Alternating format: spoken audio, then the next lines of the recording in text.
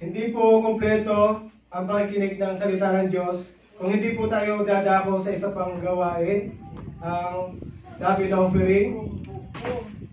Kaya po, tatawagin ko na ang mga gahatid ng ating operatory exhortation sa pamamagitan po ng ating Pastora Claudette Daag. Praise God. Pagin ang Diyos.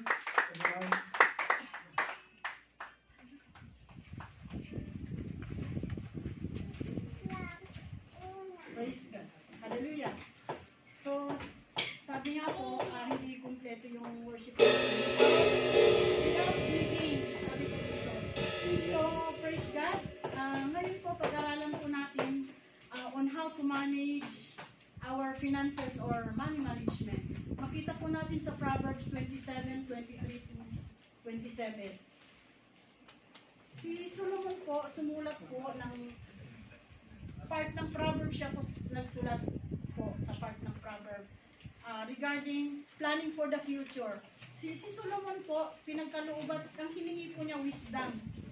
At binigyan po siya ng wisdom and wealth. Because of godly wisdom, he really managed his wealth very well. Sabi po dito, there are 5 timeless principles of money management in Proverbs 27:23-27.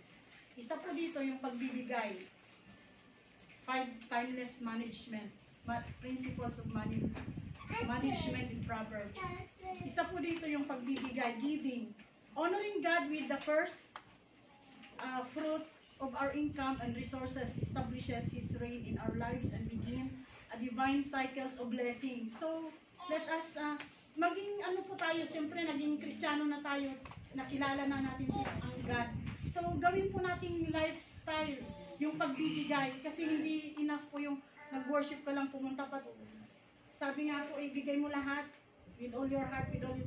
Kasama na din po yung finances natin kasi yun yung magbibigay ng blessing sa atin kung alam natin magbigay sa Panginoon. Kasi sinabi po dito, honor the Lord with your possessions and the first fruits of your increase.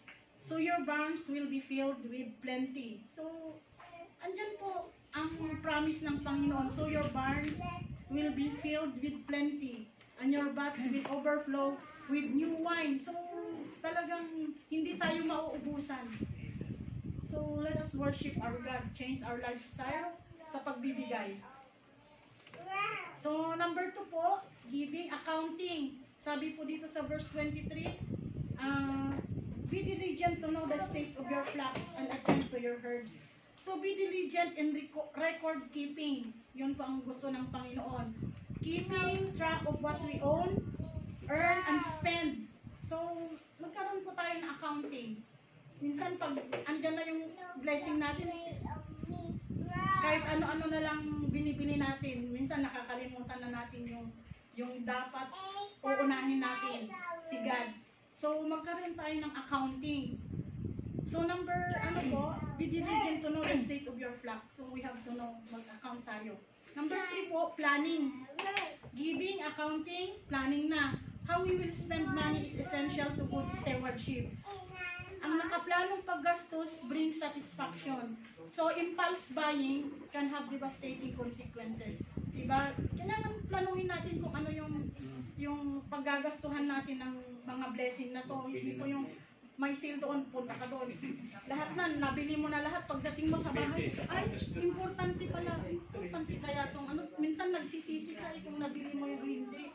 Nandyan eh, dami na, napuno na yung space mo doon sa bahay nyo. So, planning. So, isa po, saving.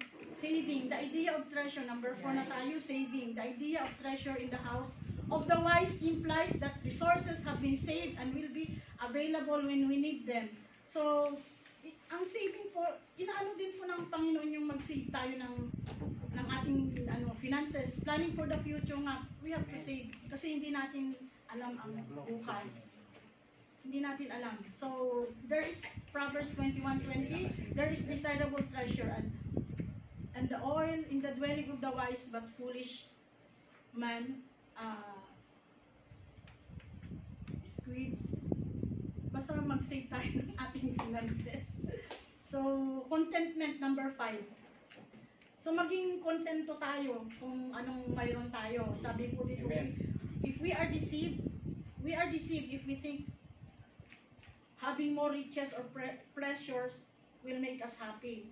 Scripture encourages us to enjoy what we have now without desiring to get more. So maging kontento tayo sa ating buhay.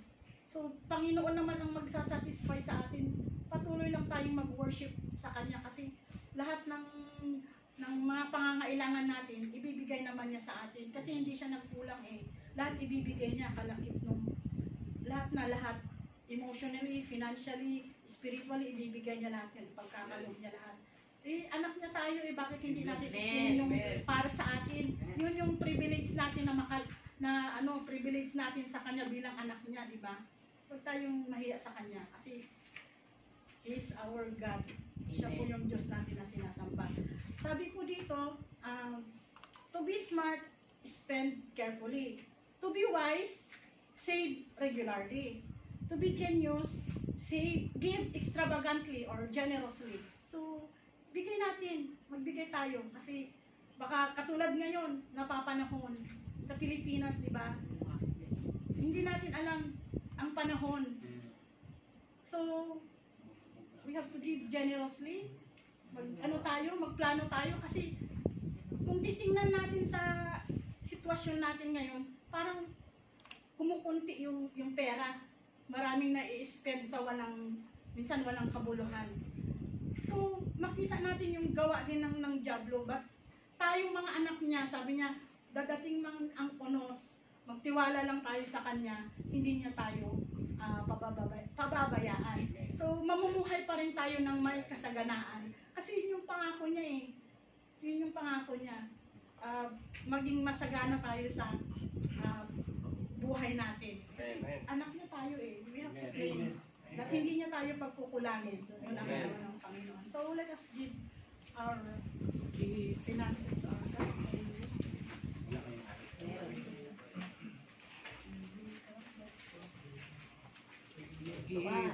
Give to the Lord.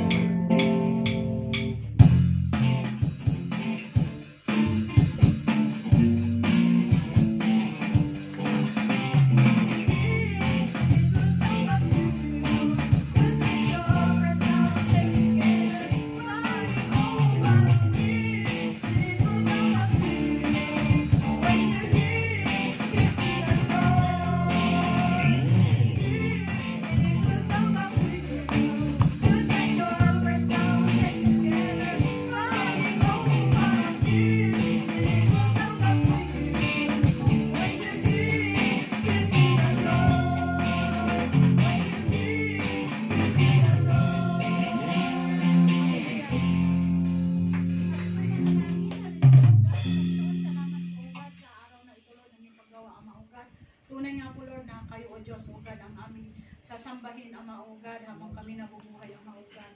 Panginoon, salamat po o God sa mga pagpapala o God na binubuhos niya sa amin o God, sa mga pag-iingat o God.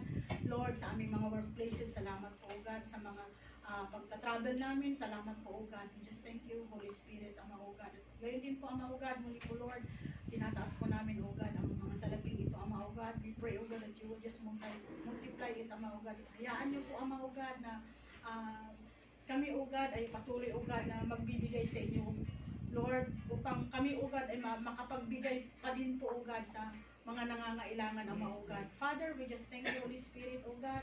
Lord, gayon din po o God sa Pilipinas Ama o God na sa mga sandaling ito Ama o God ay umaharap o God ang aming bansa o God. Sa kuna o God, I pray o God that you will just continue Lord to protect o God our families o God. Panginoon, ingatan niyo po sila Ama o God, and I pray Holy Spirit o God that you will just continue Lord to comfort them Ama o God. Panginoon, salamat po o God. Hallelujah o God, and we thank you o God for your goodness Ama o God. Lord, the glory belongs to you alone. In Jesus' name, Amen.